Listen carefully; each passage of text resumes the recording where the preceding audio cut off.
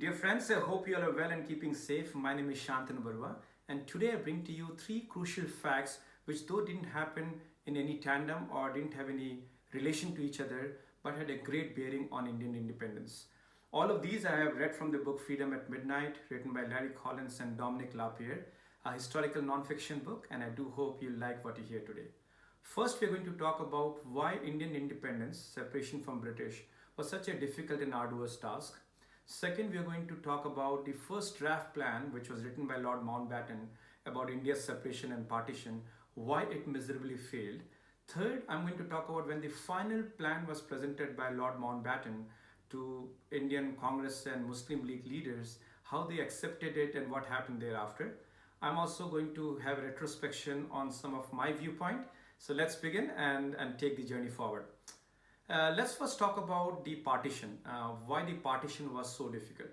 See, in 1947, India's population was roughly around 400 million people. One-fourth of that population were Muslims. The Muslim League leader desperately wanted to have a different country. They wanted to have Pakistan, but they have a very difficult problem in hand. The 100 million odd Muslims that they were all dispersed across the country. In fact, if you do the math, about 16 million of them were in a province known as Punjab. About 35 million were there in the Bengal area, which is now West Bengal, and the remaining 50 million were dispersed all across the country. So they knew that they cannot take bits and parts of the country, so they debated and decided that they want to have two parts to be taken under Pakistan, one part of Punjab and one part of Bengal, which was the East Bengal, which was later on called Bangladesh. It was a difficult task because let's first talk about Punjab. Punjab was a crown jewel of India, a province with 5 rivers, with miraculous man-made canals.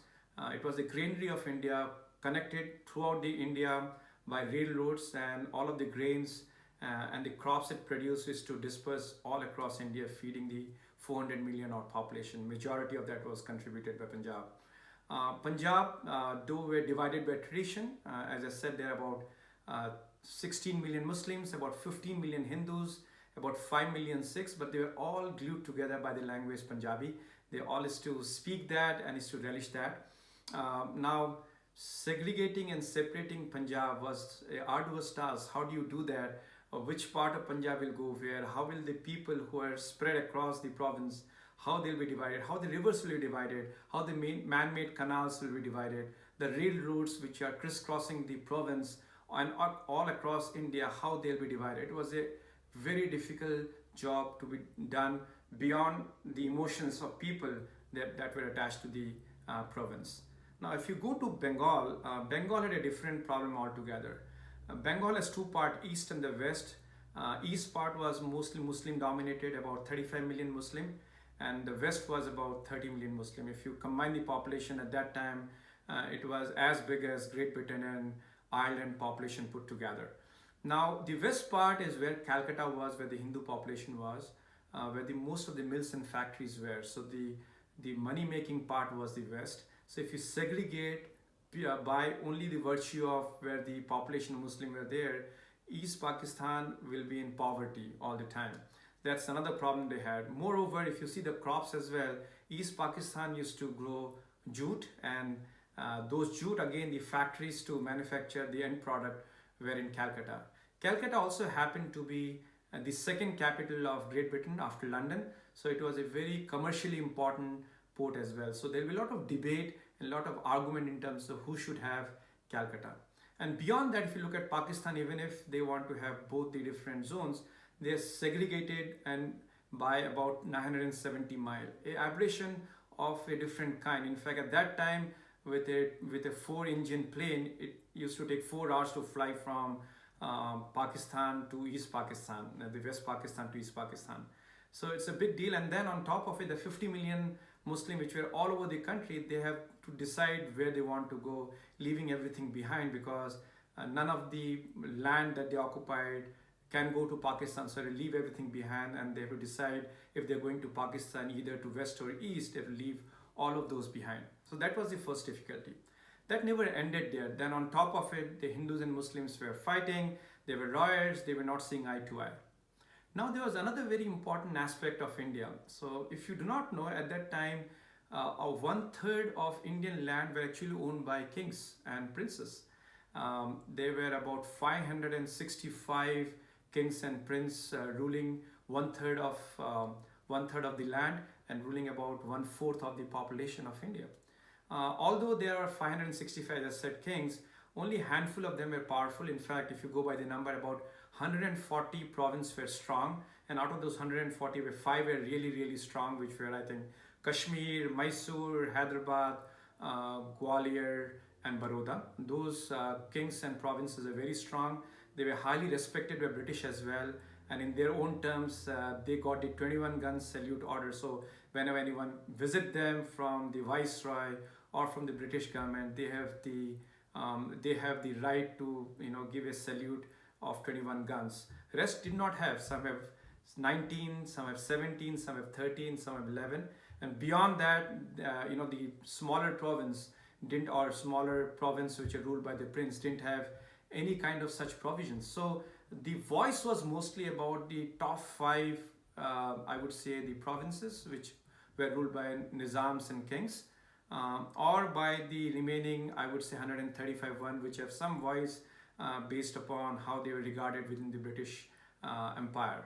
So that's another problem we have with some of the kings, like King of Patiala, Nizam of Hyderabad, Hari Singh, who was the king of Kashmir at that point in time. They did not want, first of all, any partition, and even if independence was there, they were deciding to have their own provinces, their own country. Believe it or not, they have their own artillery, they have their own army, they have their entire thing controlled within them. That's the other problem they had. So if you see from that perspective, it is not only about dividing India into two parts, but also about how do you manage it, how do you manage the people, how do you manage all of those nuances of provinces, the community, the Hindus, the Muslims, the East Pakistan and West Pakistan divided by 970 kilometers. How do you manage all those? So that was the biggest issue we had. So that's my first part to you. Now this kind of segues into the second part of why Lord Mountbatten created a plan without consulting anyone from the Muslim League or the Congress. So after the first 6 weeks of his stay, as he was meeting one-on-one with some of the leaders, which I did speak about in my video number 3. So he was speaking to them, he was trying to understand their point of view. Soon he decided that he want to write a draft of how India should be divided. He wanted to do it quick, and the speed was important, agility was important, and he wanted to have less bloodshed. So he had a brilliant idea. He thought, while I cannot avoid Pakistan, I will give them East and West Pakistan, part carved out from Bengal, part carved out from Punjab. I will also slip in a clause whereby I say that any province, recall the word province, which were either ruled by some of the kings or princes or by having the autonomy of their own. He said any of the province, if the community decides that they want to have their own province as a country, the act will allow that. So he wrote this entire thing. He passed it to 10 Downing Street back in London, and he was very confident that this will pass through, and he was very proud of himself that what no viceroy could do, what British Empire was struggling to do for few years now, he could achieve in 6 weeks.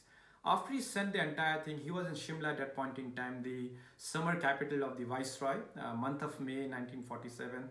A thought came to him, and it kind of disturbed him. As he brooded more, it disturbed him more. His point was, look, I wrote this entire thing. I knew I have heard all of the different aspects of it, but I have never taken a blessing from any of the leaders. So what he did was, Nehru was there at that point in time in Shimla. He thought, why don't I bounce it with Nehru? He regarded Nehru as one of his close friends, and he believed that there was a reciprocation in Nehru. And he also desired that if Nehru could see it and sign it off, he was pretty sure that Nehru in turn can make his party agree to that. Pakistan, the Muslim leagues were getting Pakistan, so he was not worried about it. So, in a little bit of dilemma, he called Nehru to his office and said, hey, Nehru, I have written this entire Partition Act. Why don't you give a good read and let's talk in the morning? So with little hesitation, he passed it to Nehru. Nehru started reading at the night time, and he was furious. In his own words, He believed it is a complete fragmentation. This will bring a lot of hostility in the country, and it will bring, in a broader sense, a divided India. So he did not like the plan at all. And next day morning, he went to Lord Mountbatten and he told him that no, this plan won't work. This is a complete fragmentation plan, and I do not accept that. Uh, Lord Mountbatten was worried for two reasons. One, the plan has already gone to 10 Downing Street. He has no face now to show them. And second, he knew that now that this has not been approved by Nehru, there is no hope in hell he can get it passed through the Congress. So what could he do? I mean, Lord Mountbatten is a strong guy. Instead of giving up on everything, he decided to amend the contract right there and then. So he called upon a person with the name VP Menon. There's a very interesting history of VP Menon. VP Menon was not part of any of the administrative services. He was not one of the top brass talented person who has gone to London for education. He was in fact a 13-year, 10th grade dropout. He has done odd job all his life. He worked as a warehouse person. He has worked in coal mine. He was in railways doing stocking. And in 1929, he started learning typing with his two fingers and got a job in Simla as a clerk. So he called upon VP Menon. He used to trust him very deeply and said that, look, we need to change this whole thing. We have only 6 hours. Between lunch and dinner today, you need to type this whole thing up and create this whole plan. VP Menon did exactly what he was asked for. Between the lunch and dinners, between the teas he has taken, he redrafted the whole plan based upon how Nehru wanted it. VP Menon, on a side note, became a very reputed officer within the Viceroy. He raised up the rank, and Lord Mountbatten has a deep faith in VP Menon. Going forward, the plan he was written, now he has to again re-deliver it back to the Labour government back in London. So what he did was he took a flight. He personally went there. It was a difficult task, but he went through the whole motion. He didn't show anything on his face, and he also knew that what option do they have. He told them that, look, I thought this will go through, but this plan will absolutely go through. I have the blessings from Nehru, and he believed deeply in Nehru that he can convince the Congress party. And since Pakistan and he was getting created, he was pretty sure that Muslim League leaders will also accept it. So he went through the whole motion, going through Lord Attlee at that point in time, who was leading the Labour government and the Indian subcontinent at the large. He got his approval, and finally he has to go to Winston Churchill to get the approval. Winston Churchill used to really love Lord Mountbatten. But he was very doubtful because if you recall from history, and as I've said in a previous video as well, he used to disregard this whole partition idea. He never liked the whole partition idea. He believed that India after partition will go down in shambles. It will fall like a house of cards. He also despised Gandhi. He used to call him naked fakir. So it was very difficult to make Winston Churchill agree on something which he so vigorously refuted. So any which ways, he has a trump card in his hand. So he went to Winston Churchill and he opened up his card by saying that, look, I know this is inevitable, we need to do it. But one thing I can promise you is that I have the word from the Congress leader that India and Pakistan both will feature in British Commonwealth. So that way, you'll have a linkage back to those countries, and British can have some part of what do you call it as, the past of those countries where they ruled in a Commonwealth union. So Winston Churchill asked him, are you sure they will do that? And he told, positive, I'll get it done for you. So he got the nod from Winston Churchill, and 48 down the pipe, he came to India with the approved plan. Now this brings me to the third part of my talk today, which is when this plan was finally presented to the then Muslim League leaders and Congress leader, how they reacted. So he called upon in his small conference room 7 leaders, 3 from the Congress party, which was Nehru, Vallabhbhai Patel, and the president of Congress, Acharya Kripalani. So those people came from Congress side. Similarly, he called the Muslim League leaders led by Muhammad Ali Jinnah, Liaquat Ali Khan, and Rab Nishad. So these 3 leaders of Muslim League were there, and then there was a representation of the Sikh community by Baldev Singh. Those 7 leaders from India were there, and he was joined by two of his British government people. One was Lord Ismay, who was also, by the way, responsible for drawing the lines and drawing the partition plan along with Clifford. And then he also had Meville along with him from the British government side. So he revealed the plan. It was in a manila folder. He handed it over to them and said, look, this is what you've asked for, and I hope I've drafted it to the point what you needed. Read it, and I need a okay from you by tomorrow morning. I'm going to call for a press conference, and I want to call upon that we have agreed on a plan. Nehru opened, the Congress leader opened, they read.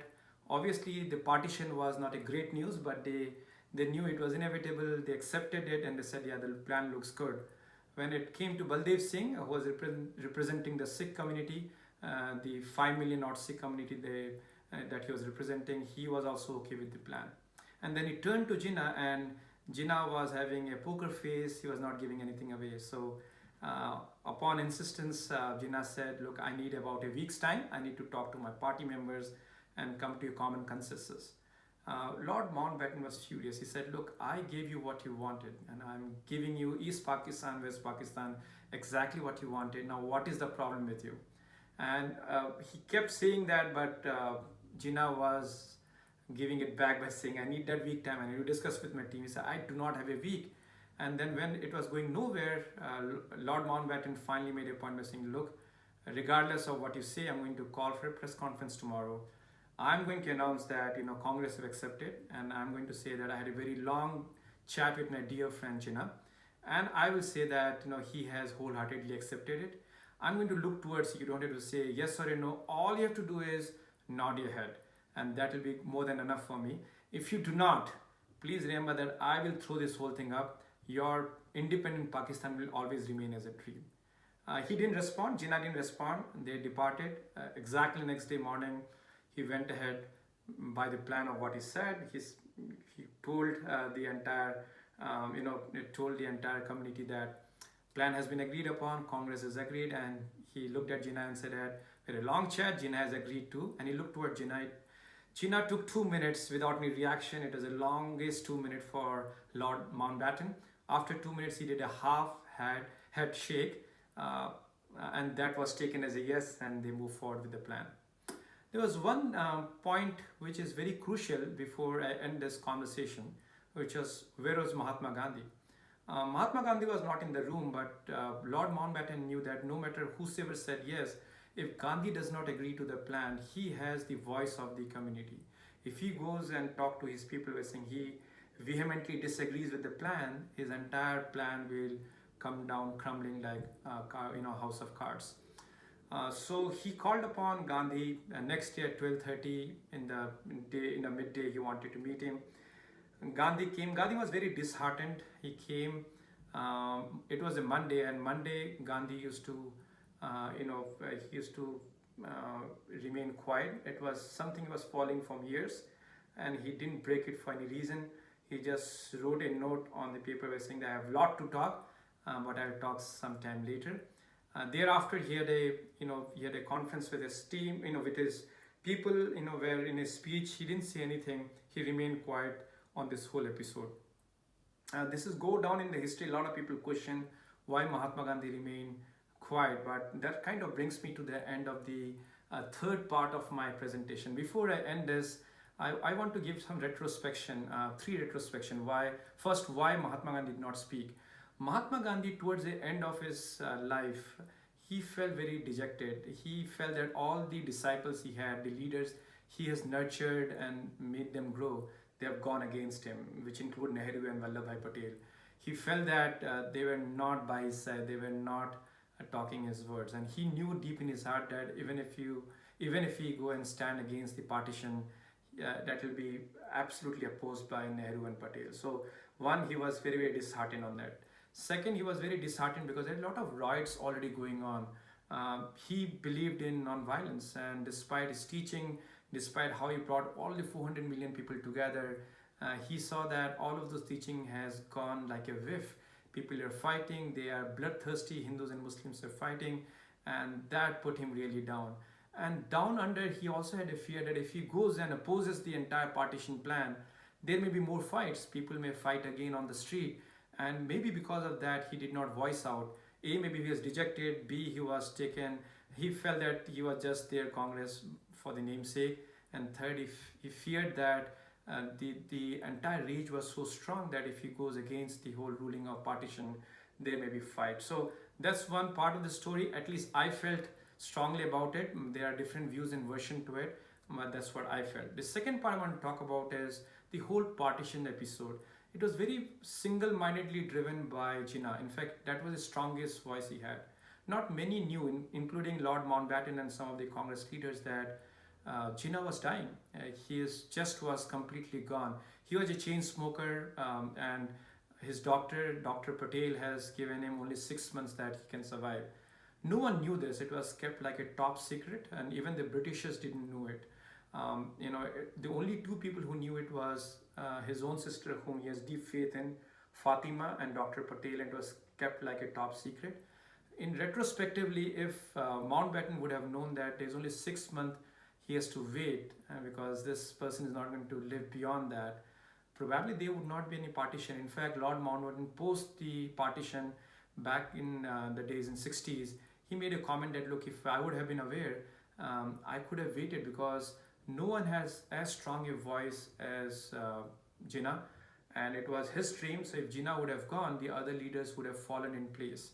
The third aspect I want to bring is about a perspective from the Indian Congress leaders as well. I think there's a desperation to get independence.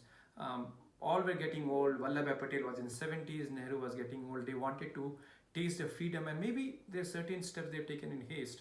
And again, because of that acceptance of freedom at a faster pace, they might have compromised some of the aspects of what has been done, which has gone on in the history. Again, this is hindsight 2020, and there are various different aspects to it, but I wanted to give that retrospection back to you. So I hope you like what you heard.